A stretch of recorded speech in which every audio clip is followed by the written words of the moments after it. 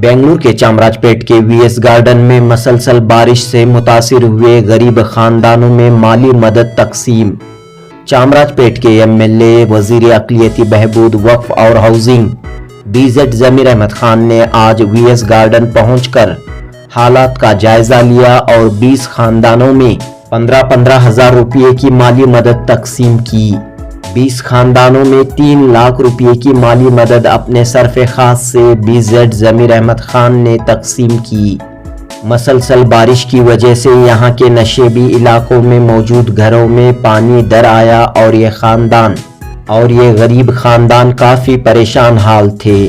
ज़मीर अहमद खान ने हुकूमत की जानिब से भी मदद का भरोसा देते हुए अपने सरफ़े खास से पहली फुर्सत में मुतासिरा खानदानों में 15-15 हज़ार रुपये की माली मदद तकसीम की।